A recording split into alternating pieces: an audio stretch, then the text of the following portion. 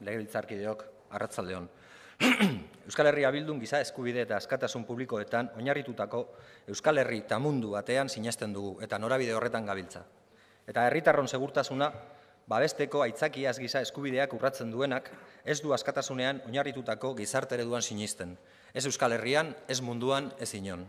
Horregatik, herritarren segurtasunaren inguruko eztabaida ekarri nahi izan dugu gaur hona, eta honek ezinbestean eramaten gaitu Alderdi Popularrak abiatutako azkenengo kazikadaz hitz egitera haiek deitutako Ley de Seguridad Ciudadana, baina gizartearen gehiengoa, herritar gisa lege eta sumeek, Ley Mordaza edo Ley de Represión Ciudadana izendatua. Eta segurtasun kolektiboa herritarron mesederako izan behar duela, inoiz ez bere kontra egiteko. Ikuspegi horretatik jorratzen dugu gaur gaia ikuspegi preventibo eta giza eskubideetan zurruntasunez oinarrituta, lehen aipatu dudan bezala. Y precisamente porque sostenemos dicha posición, creemos que es necesario que el Parlamento, como ya lo han hecho otras instituciones públicas vascas, se posicione ante lo que nosotros calificamos como disparate liberticida de un gobierno, el del Partido Popular, que retuerce las leyes y estrangula la democracia para protegerse de, esta vez sí, una mayoría silenciosa a la que pretenden amordazar para convertirla en mayoría silenciada. Poco podemos esperar, en definitiva, de un gobierno que deja en manos de una persona como el señor Fernández Díaz un ministerio como el de Interior y que hace años, por citar solo un ejemplo, señalaba lo siguiente en el diario La Gaceta. Aunque parezca que le hayamos cerrado la puerta, aunque a veces no lo queramos ver o escuchar, tengo la íntima convicción de que Dios está muy presente en el Congreso. Dios y Santa Teresa y la Virgen del Rocío, a tenor de lo que el Partido Popular las invoca. Las Cortes son el órgano legislativo del Estado y de Dios, el gran legislador del universo. Esa persona, el señor ministro de Interior, es quien decide llevar adelante leyes como la Ley de Seguridad Ciudadana. Toda una garantía en un sistema democrático. Vamos, si quitáramos o sustituyéramos la palabra que en esta religión monoteísta responde al nombre de Dios y lo sustituyéramos por Alá, seguramente este señor llevaría un buzo naranja, estaría en Guantánamo y sería tildado de fanático religioso o yihadista. Pero para no caer en un éxtasis mariano como el que podría invocar seguir con las palabras de este ministro, y además teniendo en cuenta que la concurrencia también se parece a la de las iglesias, voy a cambiar en una iglesia. No, sí, los que están, eso sí es cierto, pero estaba pensando en todos los que no están. Como decía, y solo así, envuelto en semejante perturbación o encomienda divina, que podría ser, y asociada a esta con la necesidad cada vez más evidente de protegerse de una mayoría que ve cómo primero le roban los derechos laborales, sociales, económicos y humanos, y ahora le roban la posibilidad de denunciar que les están robando la libertad. Y sí, me podrán decir que son mayoría en el Congreso de los Diputados, que tienen una holgada mayoría absoluta, porque los ciudadanos del Estado español así lo quisieron, y es cierto, pero no podrán negar que se encuentran en la más absoluta soledad, que no hay prácticamente ninguna formación política que respalde su salto al vacío, su liberticidio de derechos con leyes como esta. Y probablemente no perciban el rechazo casi unánime que esta ley provoca en la ciudadanía.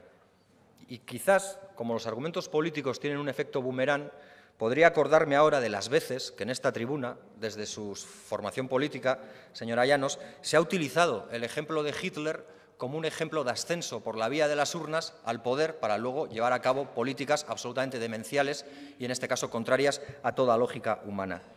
Porque para Euskal Herria Bildu es evidente que esta ley no es otra cosa que el parapeto defensivo de un gobierno cada vez más denostado y cada vez más solo.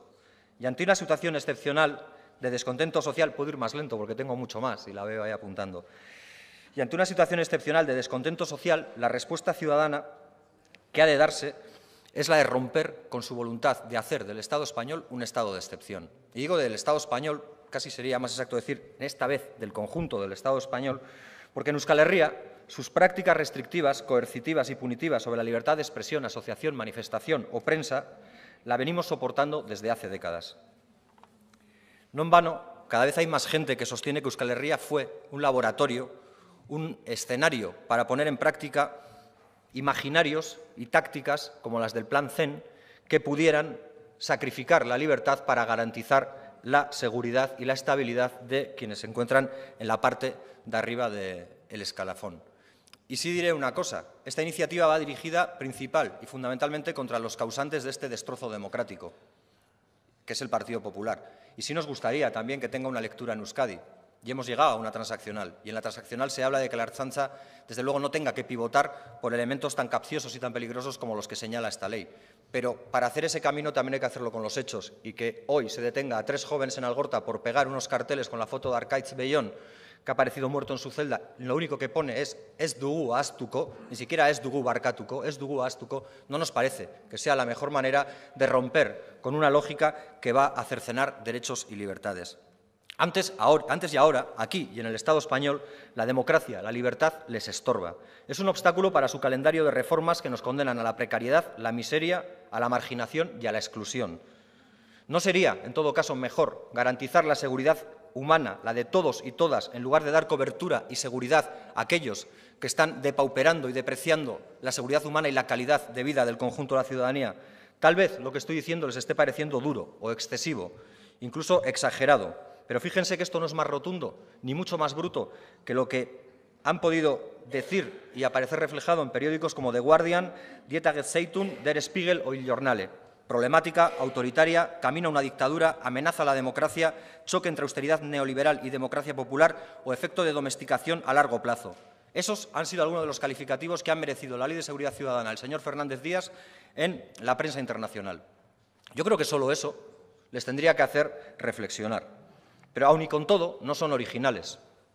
Esta ley es una ley que sigue el camino, vaya, la vocación religiosa después del párrafo anterior, que sigue la senda de leyes como la de jurisdicciones de 1906. Esa ley hablaba de la necesidad de dotar de carácter punitivo a las ofensas orales y escritas a la unidad de la patria, la bandera o el ejército. Y uno se encuentra que en el anteproyecto de ley, los artículos que aparecen como novedosos, los que el propio ministro del Interior señalaba como novedoso, pues habla de las ofensas o ultrajes a España, a las comunidades autónomas, a los símbolos, himnos o emblemas. Ya ve, casi una transposición literal de una ley que se aprobó en 1906. Pero hay más. También evoca, de manera lamentable, a otra ley, como la de la represión de la masonería y el comunismo de 1940, en la que decía que toda propaganda que siembre ideas disolventes contra la religión, la patria y sus instituciones fundamentales y contra la armonía u orden social será castigada con la supresión de periódicos o entidades que la patrocinasen e incautación de sus bienes.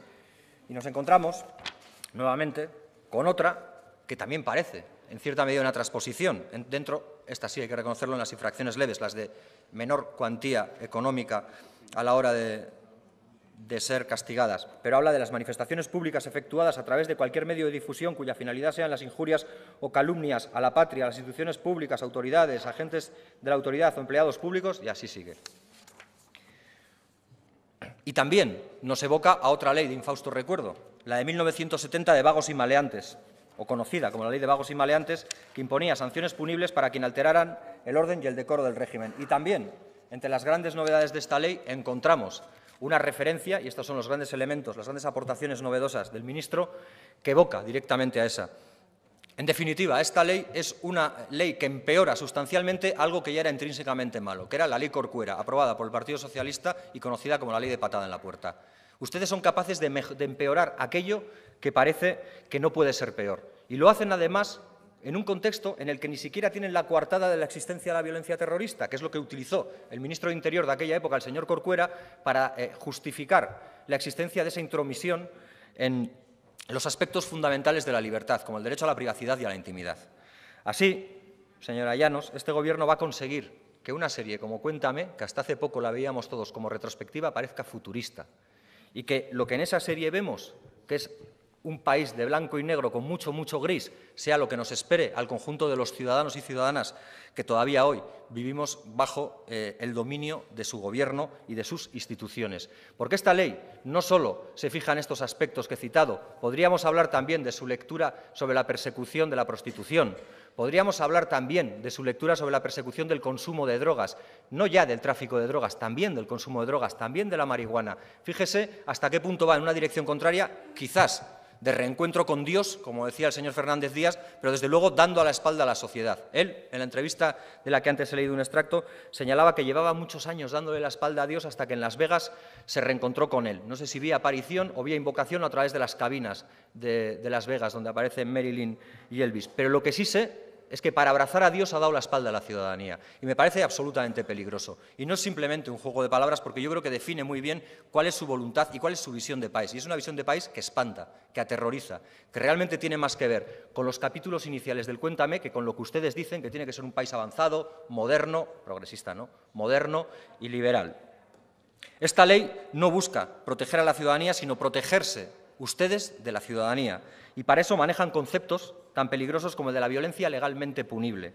Así, no les resulta punible que las policías rompan cabezas para disolver de forma indiscriminada una manifestación, como en Valladolid hace escasos 4 días, coincidiendo con su convención nacional, a esa señora a la que la han dejado en coma, de la plataforma antidesahucios, parece un elemento altamente peligroso para la estabilidad y el orden social del Estado, debía ser, y sin embargo, sí les parece punitivo, les parece una violencia legalmente punible que se insulte a quienes golpean sin mesura. Zuek, lege honekin gehiegikeri polizialak babesten dituzue. Les dan la posibilidad a los agentes de la policía, a los agentes de la autoridad, de que su testimonio tenga un carácter probatorio y casi de privilegio, casi de fuerza mayor sobre el resto de pruebas. Y así lo señalan, por ejemplo, cuando hablan de los scratch, de los famosos scratch de los que tanto hemos hablado en este Parlamento y que para ustedes eran poco menos que una alteración del orden público nuevamente y una manera de coartar o de intimidar los derechos de la ciudadanía, en este caso los derechos de aquellas personas que soportaban los scratch. Eta kriminalizazio hori modu interesantean egiten duzue, bai. Zuen ahotsak bete egiten direnean, justiziaren erabakiak errespetatzen dituzuela esaten duzuenean gainera. Eta ona hemen horren adibide argia. Duela gutxi, Madrilgo auzitegiak honakoa epaitu zuen. El scratch es un mecanismo ordinario de participación democrática de la sociedad civil y de expresión del pluralismo. Ustedes son más peligrosos que los jueces que todavía se atreven a intentar impartir justicia. Por eso, probablemente, algunos acaban como acaban. Eta gaurkoz, denok dakigu epai honen epailea karrera judizialetik baztertua izan dela beste asko bezala. Hori da, zuen erabaki judizialikiko errespetua. Laburbilduz eta amaitzen joateko. Esta ley se ajusta a la perfección a lo que en cierta ocasión señaló un escritor español llamado, que todavía se llama, Antonio Gala. Él decía que la dictadura se presenta acorazada porque ha de vencer y la democracia se presenta desnuda porque ha de convencer. Esta ley blinda el poder y bunqueriza a sus instituciones frente a los ciudadanos, frente a una sociedad, a una mayoría social ciertamente desarmada, pero profundamente cargada de razón e indignada. Por eso, porque es necesario que no venzan, que no destrocen la vida y el derecho a una vida que merezca la pena de ser vivida, es necesario y es urgente parar esta espiral represiva y retrógrada. Y es necesario y urgente, en primer lugar, echar primero atrás este anteproyecto de ley. Y les soy sincero, después de este proyecto de ley, todas las demás leyes retrógradas, después su gobierno y después su régimen. Esa es la lógica que tendría que llevarse para conseguir una sociedad pacífica y una sociedad realmente democrática. Y creo además que es bueno para todos nosotros y nosotras, y les digo con sinceridad, creo que es bueno incluso para ustedes. Creo que es bueno que esta ley se echara para atrás, incluso para ustedes, porque parece que la más grande lección de la historia es que nadie aprende las lecciones de la historia. Y si me permiten, les voy a señalar un pasaje de su historia, de la historia del Estado español, que tendría que hacerles reflexionar. Es un pasaje de hace 3 siglos. En 1766, el 10 de marzo, a una persona, cuando la sociedad española estaba atravesando una hambruna brutal, cuando había visto aumentar el precio del pan por 5 y la gente estaba literalmente muriéndose de hambre, se le ocurrió lanzar un edicto que decía lo siguiente: quiero y mando que toda la gente civil y sus domésticos y criados que no traigan libres de las que se usen precisamente de capa corta, que a lo menos les falta una cuarta para llegar al suelo, o de redingot o capingot, y de peluquín, o de pelo propio y sombrero de 3 picos, de forma que de ningún modo vayan embozados ni oculten el rostro. Esto es el edicto que hizo Gregorio de Esquilache y que tuvo lugar al motín de Esquilache. No esperen ustedes a que se les monte un motín de Esquilache para retirar tan aberrante proyecto. Eskerrik asko, Matute jauna.